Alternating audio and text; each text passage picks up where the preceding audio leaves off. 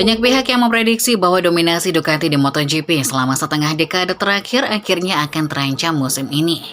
Namun setelah melihat hasil tes 3 hari di Sepang, rasanya prediksi tersebut sulit akan terwujud. Situasinya masih seperti lagu lama. Ketika sebuah pabrikan sudah berada di depan, mereka bisa terus melakukan perbaikan kecil secara bertahap, sementara para pesaingnya justru kewalahan dan seringkali tersandung saat berusaha mengejar ketertinggalan. Hal ini sangat dipahami oleh Direktur Teknis Yamaha Max Bartolini yang mengalami tes Sepang yang penuh tekanan setelah semua motornya ditarik pada hari kedua demi alasan keamanan. Bartolini menceritakan pengalamannya saat bekerja dengan Ross Brown di Ferrari Formula One, di mana Brown selalu mengatakan bahwa jika seseorang berada di depan dan bekerja dengan benar, tidak ada yang bisa mengejarnya. Alasannya, tim lawan harus terburu-buru melakukan tes, mencoba banyak hal dan akhirnya membuat kesalahan. Sementara tim yang memimpin hanya perlu membawa pembaruan yang semakin baik secara bertahap. Bartolini menilai itulah yang sedang dilakukan Ducati saat ini. Meskipun Aprilia, KTM, dan Honda telah membuat kemajuan menuju musim 2026, hal itu tidak menjamin mereka mampu mengalahkan Ducati dalam perebutan gelar juara. Sebenarnya, apa yang dilakukan Ducati untuk tetap unggul?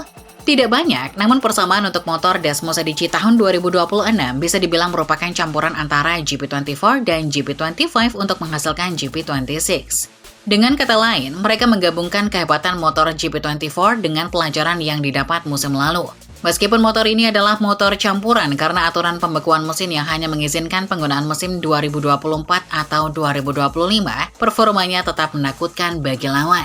Satu hal yang 99,99% pasti adalah bahwa motor GP26 yang dikendarai Marc Marquez, Pecco Bagnaia, Alex Marquez dan Fabio Di Giannantonio, serta motor GP25 milik Franco Morbidelli dan Fermin Aldeguer, semuanya menggunakan jantung yang sama tahun ini. Meskipun tidak ada konfirmasi resmi, sangat tidak masuk akal jika Ducati membekali pembalapnya dengan mesin 2025 yang tahun lalu hampir membakar separuh garasi pabrikan mereka.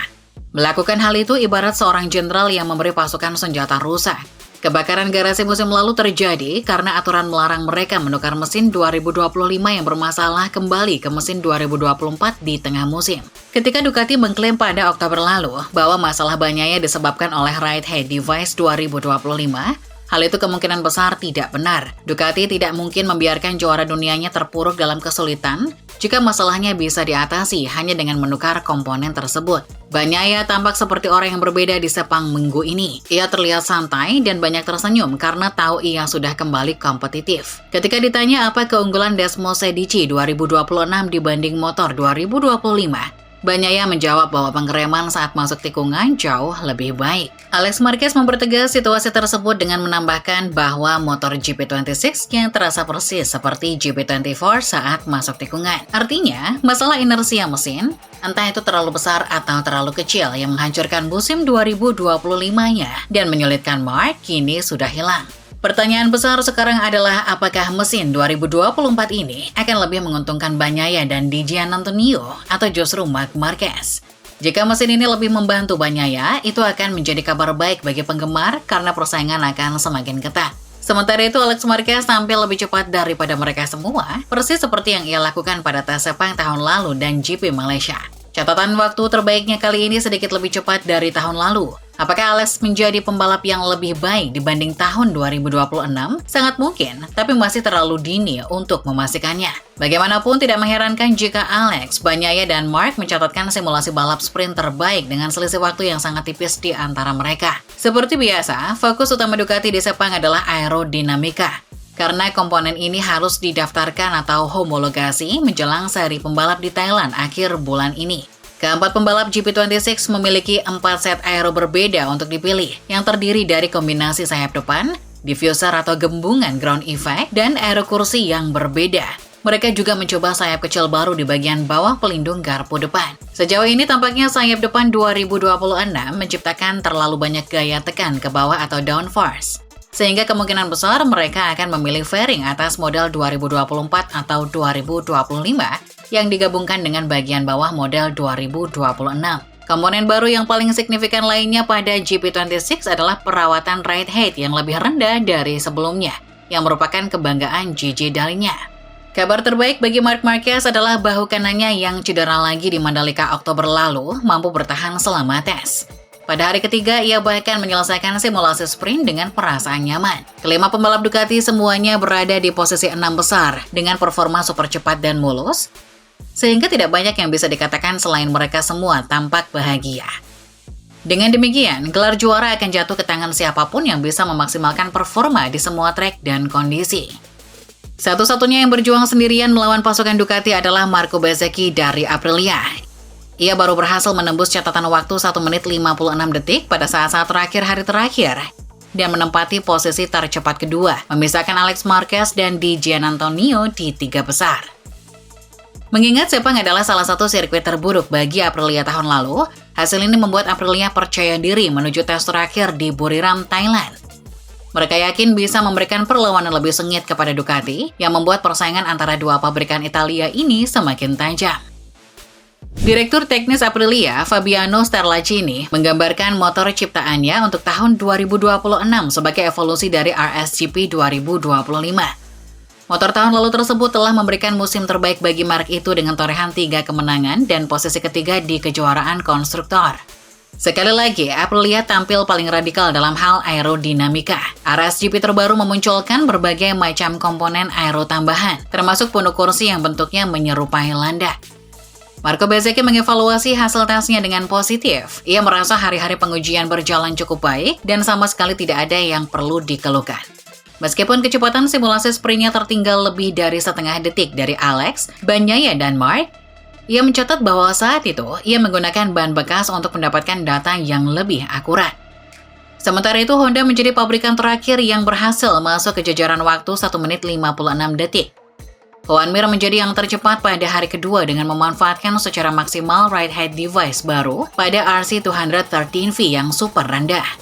Simulasi sprint Mir juga tergolong lebih cepat dari kebanyakan pembalap lain, namun masih tertinggal hampir 1 detik dari kecepatan Alex. Direktur teknis HRC Romano Albesiano menyatakan bahwa mereka cukup puas karena motor bekerja dengan baik dan kompetitif. Ia menjelaskan bahwa mereka telah meningkatkan basis motor yang sebenarnya sudah bagus. Peningkatan tersebut merupakan gabungan dari perbaikan kecil pada mesin, strategi kontrol mesin dan sasis, serta membuat motor menjadi lebih ringan dan ramping. Di sisi lain, KTM gagal menembus catatan waktu 56 detik. Pedro Acosta hanya mampu mencatat waktu 57,2 detik dan tertinggal setengah detik dari Alex dalam simulasi sprint. Oleh karena itu, Acosta hanya memberikan nilai 6 dari 10 untuk performa tes dirinya dan KTM. RC16 terbaru menampilkan berbagai detail baru yang sebagian besar dirancang untuk memperbaiki masalah terbesar motor tersebut, yakni keausan ban belakang yang tinggi. Namun pertanyaannya adalah apakah hal itu cukup untuk menahan Acosta tetap di KTM pada tahun 2027? Mengingat kontrak 19 dari 22 pembalap MotoGP akan habis. Rumor yang beredar di Sepang menyebutkan bahwa pembalap muda Spanyol itu akan bergabung dengan Marc di tim pabrikan Ducati. Sementara posisinya di KTM akan digantikan oleh Alex. Alex sendiri yang merupakan runner-up MotoGP 2025 berharap dapat mengumumkan kepindahannya sebelum musim dimulai. Jorge Martin juga diperkirakan telah menandatangani kontrak dengan Yamaha untuk menggantikan Fabio Quartararo yang akan pindah ke Honda. Jika sebelumnya Quartararo memiliki keraguan tentang kepindahannya, hasil tes pertama tahun 2026 ini kemungkinan besar telah menghapuskan keraguan tersebut. Yamaha mengalami masa suram di Sepang, di mana mesin V4 mereka yang benar-benar baru ternyata lambat dan tidak andal. Dalam balapan, lambat tapi andal itu tidak bagus. Begitu pula cepat tapi tidak andal. Namun kondisi lambat dan tidak andal adalah bencana total. Quartararo mengalami kecelakaan pada hari pertama, kemudian mengalami kerusakan mesin.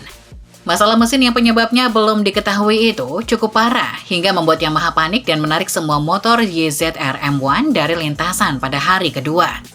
Motor-motor tersebut kembali ke lintasan pada hari ketiga tanpa Quartararo yang mengalami patah jari akibat kecelakaan. Sayangnya, Jack Miller, Alex Rins, dan rookie Toprak Razgatlioglu harus berkendara dengan mesin yang tenaganya diturunkan atau ditune, sehingga kecepatan mereka jauh tertinggal. Yamaha harus bekerja siang malam untuk mempersiapkan diri menghadapi tes terakhir di Buriram. Awalnya, mereka tidak berencana meningkatkan mesin hingga paling cepat GP Brazil. Tapi sekarang, mereka benar-benar harus menemukan kecepatan dan keandalan lebih cepat dari jadwal tersebut. Mimpi buruk Yamaha ini mengingatkan pada awal bencana Honda di musim 1984 ketika juara bertahan Freddie Spencer mengalami kecelakaan saat tes di Kyalami, Afrika Selatan. Spencer jatuh ketika roda belakang serat karbon baru pada motor NSR 500-nya hancur, yang membuatnya harus absen pada balapan pertama. Hal-hal seperti itu bisa terjadi, bahkan pada yang terbaik sekalipun. Bagaimanapun, itulah tujuan orang balapan, yaitu untuk belajar. Yamaha adalah pabrikan pertama yang mengubah total konfigurasi sepeda motornya sejak Suzuki beralih dari mesin V4 ke inline 4 pada 2015. Akan sangat menarik untuk menyaksikan kemajuan mereka bangkit dari titik yang mereka harapkan sebagai titik terendah ini.